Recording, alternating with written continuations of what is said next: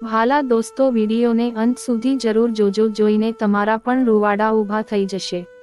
મારું નામ માલા છે અને મારા પરિવારમાં મારી માતા, મારા પિતા અને મારો ભાઈ કુનાલ રહેતો હતો। મારી માતા મારા ભાઈ કુનાલને ખૂબ પ્રેમ કરતી હતી અને મારા પિતા મને વધુ પ્રેમ કરતા હતા। બાબા મને કહેતા કે માલા, તું મારી જિંદગી છે। બાબાનો આ પ્રેમ જોઈને હું ખૂબ ખુશ થતી, પણ બાબા મને જેટલો પ્રેમ કરતા હતા તેને ક્યારેય કુનાલભાઈને એટલો પ્રેમ કર્યો ન હતો।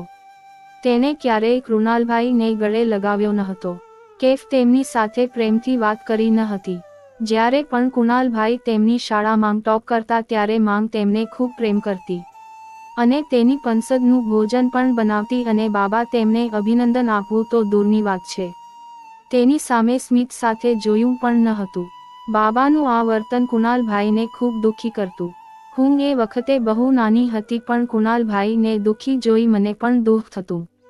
હું તેને સમજાવતી કે બાબા તને પ્રેમ ન કરે તો શું, પણ માંગ તને ખૂબ પ્રેમ કરે છે। મારી વાત સાંભળીને કુનાલભાઈ કંઈક વિચારતો અને હસતો।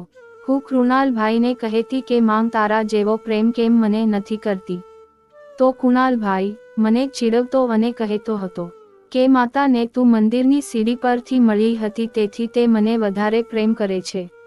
આ સાંભળીને હું ખૂબ રડતી અને નારાજ થઈ જતી। હું બાબાને આ બધી વાત કહેતી તો બાબા કુનાલભાઈ પર ગુસ્સે થઈ જતા અને કહેતા કે મારી દીકરીને આવી વાતો ના કહે, નહીં તો મારાથી ખરાબ કોઈ નહીં થાય। બાબાનો ગુસ્સો જોઈને માતા બાબા પર ગુસ્સે થઈ જતી અને બંને ખૂબ લડતા। હું અને કુનાલભાઈ માં બાબાના ઝઘડા પછી ઉદાસ થઈ જતા। મને ઉદાસ જોઈને કૃણાલભાઈ કહેતા, માલા, બાબા હંમેશા આ રીતે ઝઘડો કરે છે, તું ચાલ આપણે ક્યાંક જઈએ અને રમીએ। કુનાલભાઈ મને ત્યાંથી લઈ જતા અને અમે બંને એકબીજાના મનોરંજન માટે લાંબો સમય રમતા। આ અમારા બાળપણની વાર્તા છે। અમે બંનેએ અમારું બાળપણ બહેન અને ભાઈ તરીકે લડતા અને રમતા વિતાવ્યું। આવા જ એક દિવસે હું શાળાએથી ઘરે આવી ત્યારે મેં મારા ઘરમાં ઘણા લોકોને જોયા। મારા ઘરમાં આટલા બધા લોકોને જોઈને હું ડરી ગઈ અને કુનાલભાઈની પાસે ગઈ અને કુનાલભાઈને પૂછવા લાગી કે અમારા ઘરમાં આટલા બધા લોકો શું કરે છે અને તમે કેમ રડો છો? મારી વાત સાંભળીને કૃણાલભાઈએ મને કહ્યું, માલા, અમારા બાબા હવે અમને છોડી ચાલ્યા ગયા। પહેલા તો હું ભાઈની વાત ન સમજી શકી, પણ પછી મને ખબર પડી કે શા માટે અને કેવી રીતે કોઈ આપણને કાયમ માટે છોડી ચાલ્યા જાય છે। બાબા ના ગયા પછી હું એકલી પડી ગઈ હતી અને મને ચૂપચાપ જોઈને માંગ મારી પાસે આવ્યા અને કહેવા લાગ્યા, માલા, જો તારા પિતા નથી તો શું થયું? તારી માતા તો જીવિત છે ને? અને મારી માતાએ કહ્યું। તે બધું સાંભળીને હું ખુશ થઈ ગઈ। હવે માં મને કુનાલભાઈની જેમ વધુ પ્રેમ કરવા લાગી। માતા અને કુનાલભાઈનો પ્રેમ મળતા હું બાબાને ભૂલી ગઈ હતી। અમને બંનેને આ રીતે હસતા જોઈને માંગ બહુ ખુશ થતી અને કહેતી, તમને બંનેને કોઈની નજર ન લાગે, તમે બંને હંમેશા આમ જ રહો અને હું ભગવાનને પ્રાર્થના કરું છું કે અમારું ઘર આમ જ સુખી રહે। પણ જેમ જેમ હું મોટી થઈ તેમ મને સમજાયું કે અમારા ઘરમાં કંઈક બરાબર નથી થઈ રહ્યું। મારો ભાઈ કુનાલ 18 વર્ષનો થયો કે તરત જ અમારા ઘરમાં અચાનક અશાંતિ આવી ગઈ, કારણ કે દરરોજ એક માણસ અમારા ઘરે આવતો અને તે મારા ભાઈને કંઈક કહેતો, પણ કુનાલભાઈ તેના પર ગુસ્સે થઈ જતા અને તેના પર બૂમો પાડતા। મારી માતા પણ તેની સાથે ખૂબ લડતી। હું ત્યારે 12 વર્ષની હતી। તે સમયે હું કદાચ ઘણી બાબતો સમજવામાં નામી હતી, પરંતુ મારા નાના મગજમાં તે બધી વાતો અને તે ઝઘડા ચાલતા રહ્યા। હું કુનાલભાઈને સમજાવતી, કુનાલભાઈ, આટલો ગુસ્સો ના કરો। હવે જ્યારે પણ તે ગંદો માણસ અમારા ઘરે આવે તો દરવાજો ન ખોલતા। મારી વાત સાંભળીને કુનાલભાઈ હસતા જ રહેતા અને કહેતા, માલા, તું હજી ઘણી નાની છો તેથી હું તને કહી શકતો નથી કે મારી અંદર શું દુઃખ છે। હું કહેતી, ભાઈ, આ દુઃખ શું છે અને તમે મને કહો કે તમને ક્યાંક દુખાવો થાય છે? મારી વાત સાંભળ્યા પછી તે કહેતો, ઇડિયટ, તું કંઈ નથી જાણતી, પણ જો તને ખબર પડી જાય કે પીડા શું છે તો તું જીવવાનું બંધ કરી દેશે। હવે હું જોઈ રહી હતી કુનાલભાઈ મારી સાથે વધુ વાત કરતા ન હતા અને મારાથી દૂર રહેતા હતા। અમારા ભાઈ બહેન વચ્ચે પહેલા જેવી સમજણ ન હતી। મને લાગ્યું કે કુનાલભાઈ બહુ ભણે છે તેથી જ હવે તેમને સમય નથી મળતો. જીવન આમ જ ચાલતું હતું. હું ક્યારે મોટી થઈ તેની મને ખબર ન રહી. હું 18 વર્ષની થવાની હતી. મારી માતાની તબિયત ખરાબ થવા લાગી હતી. માતાને આટલી બીમાર જોઈને કુણાલભાઈ ખૂબ જ પરેશાન થઈ જતા. એક દિવસ મને ખબર નથી કે હોસ્પિટલના ડોક્ટરે તેને શું કહ્યું હતું. ત્યારથી તે વધુ ચિંતિત અને પરેશાન થવા લાગ્યા. હું કૃણાલભાઈને પૂછતી કે તમને શું થઈ ગયું છે, તો કૃણાલભાઈ કહેતા કંઈ નહીં માલા, ભણવાનું ટેન્શન અને માતાની બીમારી ભેગી થઈ તેથી હું પરેશાન છું. અને હું એ વિચારીને શાંત થઈ જતી કે મેડિકલનો અભ્યાસ પણ ખૂબ જ મુશ્કેલ હોય છે. તેથી તે પરેશાન હશે. કુણાલભાઈના કહેવાથી મેં મારી માતાના તમામ કામ શીખવાનું શરૂ કર્યું. ક્યારેક કુણાલભાઈ પણ મને રસોઈ, ઘર સાફ કરવામાં મદદ કરતા. માંગ પણ હવે વધુ બીમાર રહેવા લાગી હતી. તેનો રોગ દિન પ્રતિદિન વધી રહ્યો હતો. કુણાલભાઈ અને હું ઈચ્છતા હતા કે માંગને હોસ્પિટલમાં દાખલ કરવામાં આવે, પણ માં કહેતી કે ના કુણાલ, મારે હવે ઘર છોડીને ક્યાંય જવું નથી. કદાચ માતા જાણતી હતી કે તેનું જીવન હવે પૂરું થવાનું છે. એક દિવસ હું માંગને ખવડાવી રહી હતી. માં મને કહેવા લાગી માલા, હવે મારાથી ખાઈ શકાતું નથી, તું કૃણાલને બોલાવ. માતાની સલાહ પર મેં કૃણાલને બોલાવ્યો.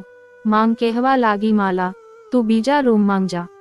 મારી માતાએ જે કહ્યું તે સાંભળીને મને આશ્ચર્ય થયું. માતાએ ક્યારેય મારાથી કંઈ છુપાવ્યું ન હતું, પણ આજે મમ્મીને શું થયું મને ખબર ન હતી. તે મારી સામે કુણાલભાઈ સાથે વાત કરી રહી ન હતી અને કુણાલભાઈ પણ ચૂપ હતા. હું આશ્ચર્યચકિત થઈ ગઈ. હું વિચારી રહી હતી કે માતા કુણાલભાઈ સાથે શું વાત કરશે જે મારી સામે ન થઈ શકે. મારી માતા શું કહે છે તે સાંભળવા હું ઉત્સુક હતી. પછી હું દરવાજો બંધ કરીને રૂમની બહાર નીકળીને બારી પાસે ઊભી રહી. માતા કૃણાલભાઈનો ચહેરો હાથમાં પકડીને કહી રહી હતી, તું મારો પ્રિય પુત્ર છે કુણાલ, હું તને અને માલાને ખૂબ પ્રેમ કરું છું. હું ઈચ્છું છું કે તમે બંને ક્યારેય અલગ ન થાઓ. આ સાંભળીને હું રડવા લાગી. હું પણ માતા અને કુણાલભાઈથી અલગ થવા માંગતી ન હતી.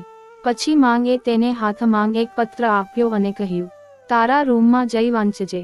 પછી કુણાલભાઈએ માતાને ગળે લગાડી અને લાંબા સમય સુધી બંને રડ્યા. મને આશ્ચર્ય થયું કે મારી માતા મારી સામે પણ પત્ર મારા ભાઈને આપી શકતી હતી, પણ માતાએ આમ કેમ કર્યું? હું જોતી કે ભાઈ જ્યારે પણ એકલા હોય ત્યારે પત્ર વાંચતા અને ખૂબ રડતા. હું બેચેન હતી કે એમાં શું છે અને કુણાલભાઈ જે મારી સાથે બધું શેર કરે છે, તો આ પત્રમાં જે લખ્યું છે તે મારાથી કેમ છુપાવે છે?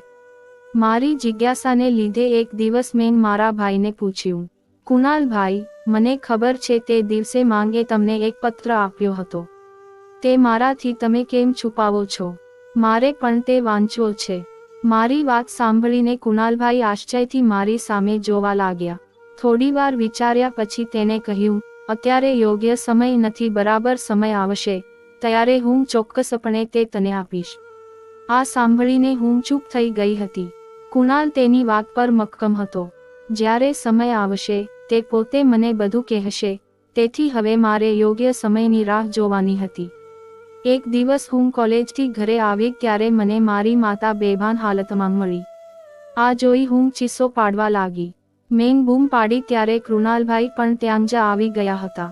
કુણાલભાઈએ માતાને જોતાં જ મને ગળે લગાડી અને કહેવા લાગ્યા, માલા માતે હવે અમારી સાથે નથી રહી, તે ભગવાન પાસે ચાલી ગઈ છે. મારા ભાઈની વાત સાંભળીને હું મારી માતાના સુકાઈ ગયેલા ચહેરાને જોઈ રહી હતી.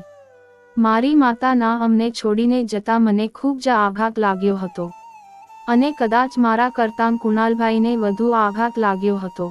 તે ઘરમાં એકલા રહેવા લાગ્યા. તે મારી સાથે બહુ વાત કરતા ન હતા.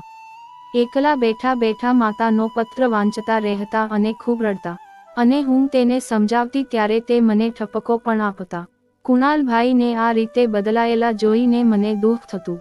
મને ખબર ન હતી આ રીતે અમારી માતાના જવાથી અમારા સંબંધોનો અંત આવશે. કૃણાલભાઈ ઘરે રાત સુધી ન આવતા તો હું બહુ ડરી જતી, કારણ કે હવે અમારા મોટા ઘરમાં ફક્ત અમે બે જ રહેતા હતા અને કુણાલભાઈ પણ મને એકલી મૂકીને જતા રહેતા. એક દિવસ મેં રડતાં રડતાં કૃણાલભાઈને કહ્યું, મને ઘરમાં એકલી ન છોડો, મને બહુ ડર લાગે છે.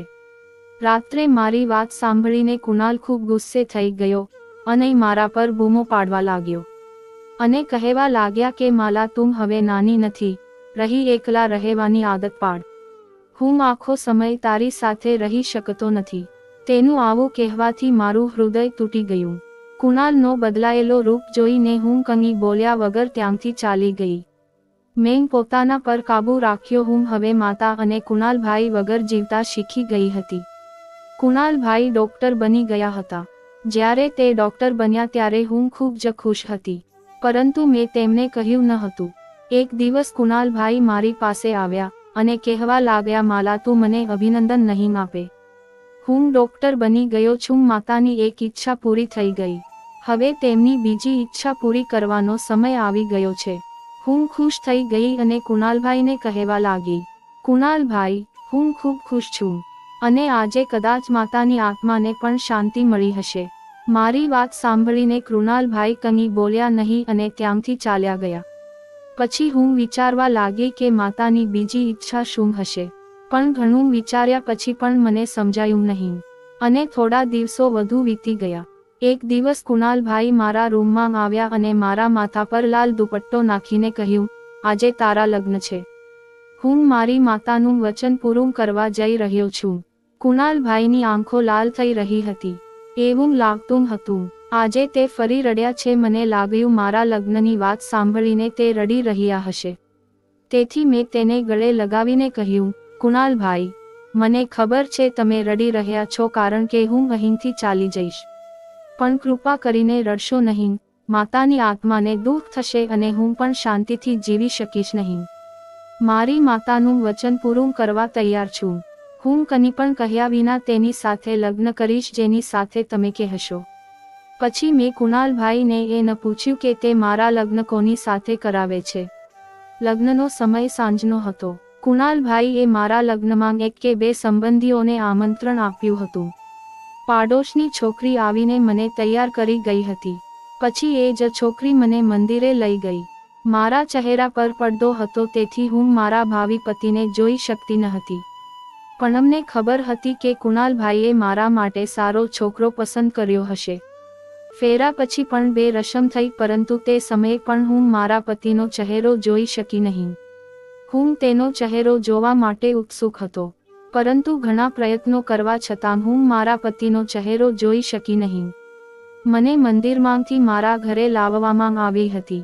હું અનુભવી રહી હતી કે ભાઈ મને ઘરેથી દૂર મોકલવાના છે, પણ જ્યારે મને ભાઈના રૂમમાં બેસાડવામાં આવી ત્યારે મને આશ્ચર્ય થયું. મને લાગ્યું કે કોઈ મારી સાથે મજાક કરી રહ્યું છે. હું તો કુણાલભાઈ પાસે જતી હતી.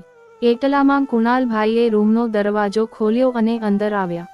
કુણાલભાઈ રૂમમાં આવતાં જ મેં તેમને મારી સામે જોયા અને તે જોઈને હું આશ્ચર્ય પામી અને કહેવા લાગી, કુણાલભાઈ, હું તમારી પાસે જ આવતી હતી. મારી વાત સાંભળીને કુણાલભાઈ મને પૂછવા લાગ્યા, કેમ, શું થયું, તું મને કેમ મળવા માંગતી હતી? પછી મેં તેને કહ્યું કે મારા પતિ ક્યાં છે અને મને તમારા રૂમમાં કેમ લાવવામાં આવી છે. મારી વાત સાંભળી તેનું માથું ઝૂકી ગયું. કદાચ તે તેના આંસુ છુપાવવાનો પ્રયાસ કરી રહ્યા હતા. હું કહેવા લાગી, કુણાલભાઈ, શું થયું? તમારી આંખોમાં આંસુ કેમ છે? શું હું ઘર છોડીને જાઉં છું તેથી જ તમે મારાથી ઉદાસ અને નારાજ છો? મારી વાત સાંભળીને તેને મને કહેવાનું શરૂ કર્યું, માલા, મને ખબર નથી કે હું કહીશ તેની તારા પર શું અસર થશે, પણ આ બધું જે બન્યું છે તે માતાની છેલ્લી ઈચ્છા હતી. આ સમજ આજે તે જે પણ કર્યું તે માતાની આત્માને શાંતિ આપવા માટે કર્યું. માતાનું નામ સાંભળીને મને દુઃખ થયું. હું માત્ર એટલું જાણતી હતી કે મારી માતા મારા લગ્ન માટે ખૂબ જ ઉત્સુક હતી. માતા ઈચ્છતી હતી કે કુણાલભાઈના અભ્યાસ પછી મારા લગ્ન થાય, અને આજે મેં મારી માતાની ઈચ્છા પણ પૂરી કરી હતી. માતાના આત્માને શાંતિ મળવાની હતી, પણ મને ખબર ન હતી કે કુણાલભાઈ મને જે કહેશે તેનાથી મારી આત્મા અશાંત થઈ જશે. હું કુણાલભાઈ પાસે ગઈ અને કહેવા લાગી, કુણાલભાઈ, તમે બોલો, હું સાંભળું છું. કુણાલભાઈ મારી વાત સાંભળીને મારા બંને હાથ પકડીને તેને કહ્યું, માલા, જે કંઈ થયું છે તે માંગને આપેલા વચનને પૂરું કરવા માટે થયું છે. આ પછી જે પણ થશે તે તારી ઈચ્છા મુજબ થશે. પછી ભાઈએ હાથમાં એક જૂનો કાગળ કાઢ્યો અને મને આપ્યો અને કહ્યું, માતાનો આ છેલ્લો પત્ર છે. આ વાંચ્યા પછી તારો જે પણ નિર્ણય હશે તે હું સ્વીકારીશ. આટલું કહીને કુણાલભાઈ ત્યાંથી ચાલ્યા ગયા અને હું મારા પલંગ પર બેસી એ પત્ર વાંચવા લાગી. પણ જ્યારે મેં તે વાંચ્યો ત્યારે મારી જાન નીકળી ગઈ. મને લાગ્યું કે જાણે કયામત આવી ગઈ છે. આ મારી સાથે શું થયું અને સાથે તેમાં શું લખવામાં આવ્યું છે તે મેં એક વાર નહીં પણ 4 વાર વાંચ્યું અને મારા વારંવાર વાંચ્યા પછી પણ એનો એક પણ શબ્દ બદલાયો ન હતો. હું મારી જગ્યાએ બેસીને રડતી રહી કે આ શું થયું, આ તેણે શું કર્યું. કુણાલભાઈએ આટલું મોટું સત્ય મારાથી કેમ છુપાવ્યું. હું આખી રાત રડતી રહી અને મારા આંસુ સાફ કરવા કોઈ ન હતું. કૃણાલ ઘરે પરત ફર્યો ન હતો. હું ઘરે એકલી ડરતી હતી, પરંતુ તે રાત્રે મારો બધો ડર ચાલ્યો ગયો હતો. મારી માતા અને કુણાલ પર ભરોસો કરવા બદલ મને સખત સજા કરવામાં આવી હતી. હું હવે ઘણી બદલાઈ ગઈ હતી, મૌન થઈ ગઈ હતી અને માનો આપેલો પત્ર દરરોજ વાંચતી રહેતી. માતાએ પત્રમાં લખ્યું હતું, પ્રિય માલા, જ્યારે તું આ બધું વાંચી રહી હશે ત્યારે હું તારા જીવનથી ઘણી દૂર થઈ ગઈ હઈશ. મારી બીમારી કરતાં પણ વધુ મને એ વાતનો અફસોસ છે કે હું તને તારા બાબા જેમ મારા પ્રેમની અનુભૂતિ ન કરાવી શકી. પણ હું તને ખૂબ પ્રેમ કરું છું. તું મારું પોતાનું બાળક છો અને એક માતા તેના તમામ બાળકોને સમાન પ્રેમ આપે છે. હા, જ્યારે કોઈ બીજી વ્યક્તિ તમારી સાથે આવો જ પ્રેમ કરે ત્યારે તેના બદલે આ પ્રેમ થોડો ઓછો લાગે છે. કદાચ મારો પ્રેમ તને તારા બાબાના પ્રેમ કરતાં ઓછો લાગ્યો હશે, પરંતુ દુનિયાની કોઈ પણ માતા પોતાના બાળકને એક સરખો પ્રેમ કરે છે. આ પત્ર લખતી વખતે મને ખૂબ જ પીડા થઈ રહી છે. એવું લાગે છે કે મારા હાથમાં પેન પકડવાની પણ તાકાત નથી. પણ મારા માટે તને એક સત્ય કહેવું ખૂબ જ જરૂરી છે. તેથી જ હું મારું દર્દ ભૂલીને તને આ બધું લખી રહી છું, મારી પ્રિય પુત્રી. હું જાણું છું કે મારા પછી તું જીવનમાં ખૂબ જ એકલા પડી જઈશ. પણ આ જીવન છે અને અહીં એકલા જ સંઘર્ષ કરવો પડે છે માલા. આ સત્ય લવાનું સાચું કારણ મારે તને કહેવું છે. આ એક સત્ય તારા અને કુણાલના જીવન સાથે જોડાયેલું છે. માલા, કુણાલ અને તું એક ઘરમાં સાથે મોટા થયા છો. તું કુણાલને તારો મોટો ભાઈ માને છે, પણ તે તારો ભાઈ નથી. તે મારું અને તારા પિતાનું સંતાન નથી. કુણાલ મારા દૂરના કઝિન ભાઈ અનિલનો પુત્ર છે. અનિલ મોટો બિઝનેસમેન હતો. અનિલની પત્ની જે કુણાલની માતા હતી. કુણાલ જન્મ સમયે મૃત્યુ પામી હતી અને અનિલનો જીવ જોખમમાં હતો. એટલે અનિલે કુણાલને મને સોંપી દીધો. અનિલ જાણતો હતો કે હું કુણાલ સાથે પુત્રની જેમ જ વર્તીશ અને તેનો ભરોસો મેં ક્યારેય તૂટવા દીધો નથી. પણ તારા પિતાએ ક્યારેય કુણાલને પોતાના પુત્ર તરીકે સ્વીકાર્યો નથી. મેં મારા જીવનમાં એટલું જ ઈચ્છ્યું કે તારા પિતા પણ કુણાલને પોતાના પુત્ર તરીકે સ્વીકારે, પણ એવું નથી બનતું કે જીવનમાં બધી ઈચ્છાઓ પૂરી થાય. અને કુણાલ નાનપણથી જ જાણતો હતો કે તમે બંને સાચા ભાઈ બહેન નથી. મારી તને અને કુણાલને એક જ વિનંતી છે કે તમે બંને એકબીજા સાથે લગ્ન કરી લો અને મારા ઘરને હંમેશા માટે ખુશીઓથી ભરી દો. હું મારા જીવનમાં જ તમને બંનેને એક થતા જોવા માંગતી હતી, પણ મારી બીમારી મને આમ કરવા દેતી નથી. મેં તે રાતે કુણાલને વચન આપ્યું હતું કે તે મારી છેલ્લી ઈચ્છા ચોક્કસપણે પૂરી કરે. હવે માલા, તારો વારો છે. આ કરવાથી તું મારી આત્માને શાંતિ પહોંચાડીશ. મારા અને કુણાલના જીવન વિશે આ બધું જાણીને મને ખૂબ દુઃખ થયું.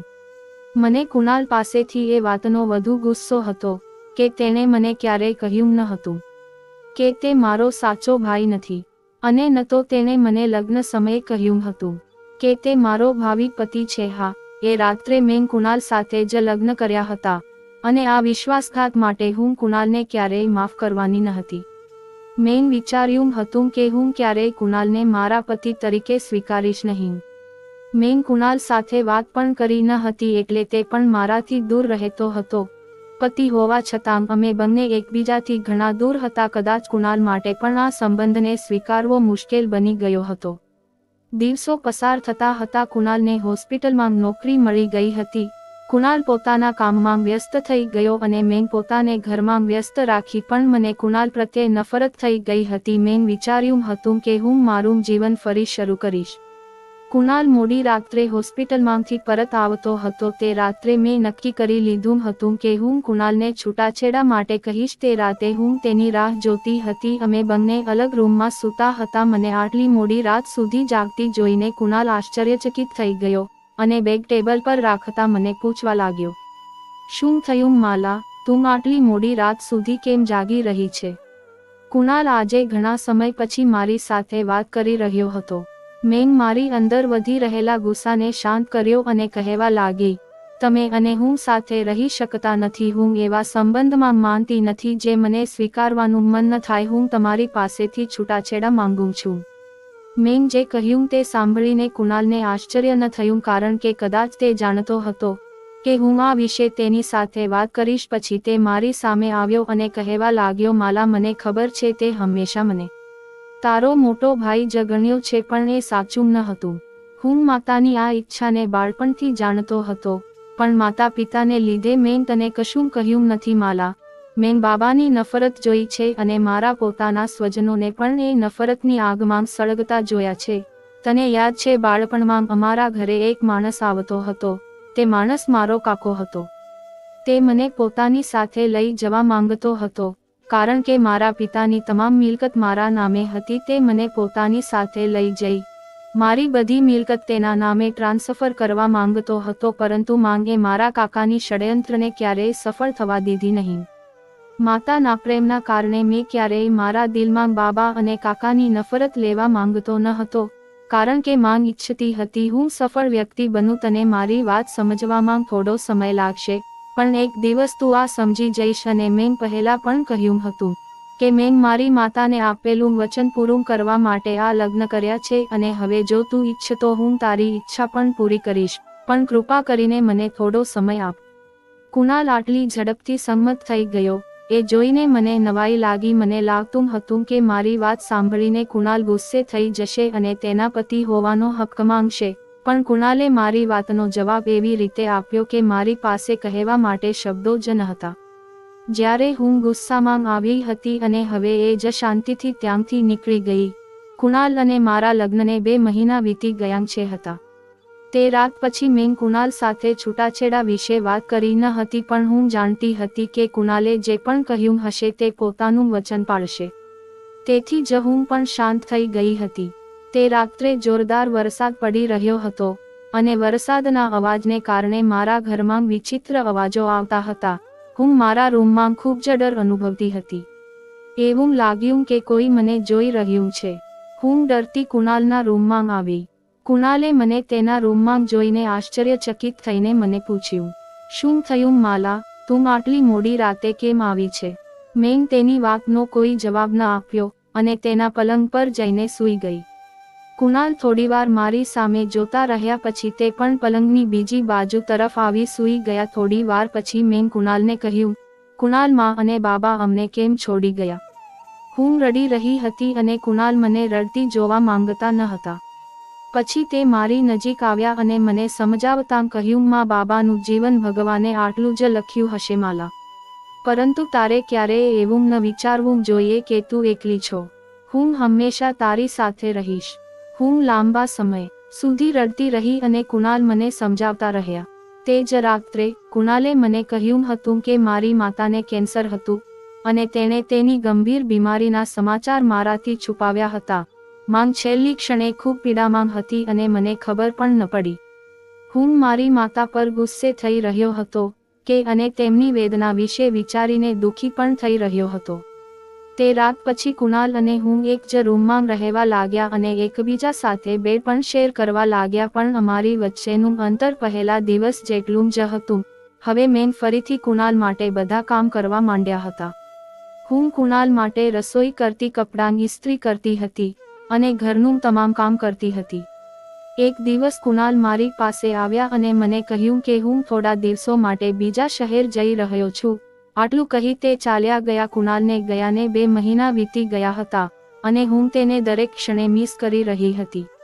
હું પોતે જ વિચારી શકતી ન હતી કે મારી સાથે શું થઈ રહ્યું છે, હું કેમ કુણાલને મિસ કરું છું. કદાચ મારા દિલે કુણાલને મારા પતિ તરીકે સ્વીકારી લીધા હતા.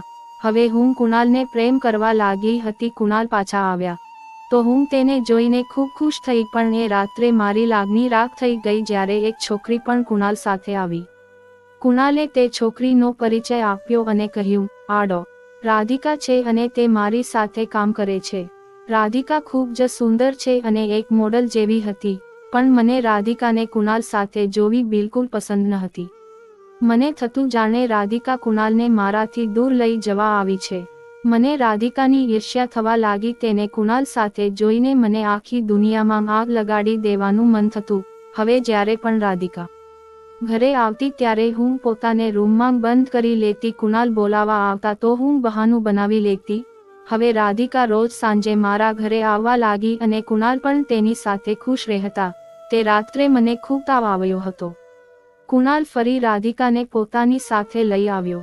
રાધિકાને જોઈને હું ગુસ્સે થઈ ગઈ અને કશાની પરવા કર્યા વગર રાધિકાને કુણાલ સામે જ કહી દીધું, કેડો રાધિકા, તમારું પોતાનું ઘર નથી. તમે રોજ સાંજે બીજા લોકોના ઘરે ચાલ્યા આવો છો અને તમે કુણાલથી દૂર રહો. કુણાલ મારો પતિ છે. મારી વાત સાંભળીને રાધિકા અને કુણાલ બંને આશ્ચર્યચકિત થઈ ગયા. કુણાલે મારા ખરાબ વર્તન માટે મને ઠપકો આપ્યો અને કહ્યું, માલા, આ કેવું વર્તન છે? રાધિકા પાસે માફી માગો. કુણાલે મને ક્યારેય ઠપકો આપ્યો ન હતો, પરંતુ રાધિકાના કારણે તેઓ મને ઠપકો આપતા હતા.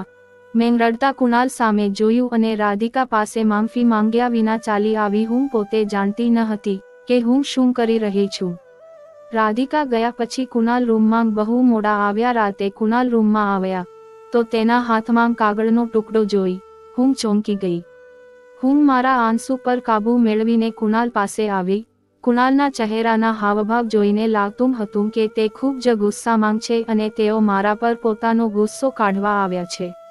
કુણાલને આ રીતે જોઈને હું ડરી ગઈ હતી. મને લાગ્યું કે આજે કુણાલ મને તેના જીવનમાંથી હંમેશા માટે કાઢી મૂકશે, મને છૂટાછેડા આપી દેશે. મારું હૃદય અંદરથી ડરી ગયું. મને ખૂબ રડવાનું મન થયું. કુણાલે હાથમાં રહેલો કાગળ મારી તરફ લંબાવ્યો. મારા પર જાણે આફત આવી ગઈ હતી. તેને સખત અવાજે કહ્યું, આમાં સહી કરો. કુણાલની આ વાત સાંભળીને મેં આંખોમાં આંસુ સાથે કુણાલને ગળે લગાડ્યો. કુણાલ તેની જગ્યાએ આશ્ચર્યચકિત થઈ ગયો. મેં રડતાં રડતાં કુણાલને કહ્યું, કેમ માંગના વચનનું શું થયું? તું બહુ સ્વાર્થી નીકળ્યો કુણાલ. તમે તો એ વાત લઈ બેસી ગયા જે મેં નાદાની માંગ કરી હતી. કુણાલે મને ગળે લગાડતા કહ્યું, તું મને કહીશ કે મેં શું સ્વાર્થ દેખાડ્યો છે? પછી મેં કહ્યું, મેં તો એ રાતે એમ જ છૂટાછેડાની વાત કરી હતી, કારણ કે મને તમારા અને મારી માતા પર ખૂબ ગુસ્સો આવતો હતો. પણ હવે મારે તમારાથી દૂર નથી જવું કે નથી આ ઘર છોડીને ક્યાંય જવું. જો તમે ઈચ્છો તો રાધિકા સાથે ફરીથી લગ્ન કરી શકો છો, પણ હું તમારા જીવનમાંથી ક્યાંય જઈશ નહીં. મારે છૂટાછેડા નથી જોઈતા. આ સાંભળીને કુણાલે મને તેનાથી અલગ કરી કહ્યું, તને કોણે કહ્યું કે તારા કહેવા પર હું તને છૂટાછેડા આપીશ? જો તે 1000 વાર છૂટાછેડા માંગ્યા હોત તો પણ હું તને છૂટાછેડા ન આપી શકત, કારણ કે હું તને ખૂબ પ્રેમ કરું છું. હવેથી નહીં, નાનપણથી જ. અને આ છૂટાછેડાના કાગળ નથી, આ ઘરના કાગળ છે. હું આ ઘરે તારા નામે આ કરવા માંગુ છું અને મેં તને હંમેશા મારી મિત્ર ગણી છે. કુણાલની વાત સાંભળીને હું ખુશ થવાને બદલે ગુસ્સે થઈ ગઈ અને કહેવા લાગી, પણ તારી અને રાધિકા વચ્ચે શું સીન છે? તે અમારા ઘરે કેમ આવે છે? મારી વાત સાંભળીને કુણાલ લાંબા સમય સુધી હસતા રહ્યા. તેનું હાસ્ય મને ખૂબ જ ખરાબ લાગતું હતું. મારો ગુસ્સો જોઈને કુણાલે કહ્યું, ગુસ્સો ન કર મારી સારી પત્ની માલા. રાધિકા તારી સોતન નથી. રાધિકા પહેલાથી જ પરિણીત છે અને તે ફક્ત કામ માટે અમારા ઘરે આવતી હતી અને તેને ઘરે લાવવાનું એક કારણ એ હતું કે હું તને જલન કરાવું. કુણાલની આ વાત સાંભળીને હું વધુ નારાજ થઈ ગઈ અને કુણાલ મને એમ મનાવી રહ્યા હતા જાણે એક નાના બાળકને મનાવતા હોય. કુણાલની બધી વાત સાંભળીને મારી અંદર શાંતિ છવાઈ ગઈ. કુણાલ તો નાનપણથી જ મારા હતા, તો પછી હું શા માટે તેમને છોડી અને ભગવાનના નિર્ણયને નામંજૂર કરું? જીવનના 3 વર્ષ વીતી ગયા હતા. મારા અને કુણાલના ઘરે ખૂબ ખુશી હતી. અમને એક પુત્ર હતો જેને અમારા જીવનને વધુ સુંદર બનાવ્યું હતું. જો દોસ્તો આવા જ વિડીયો જોવા માટે આપની ચેનલને સબસ્ક્રાઇબ અને લાઇક જરૂર કરજો.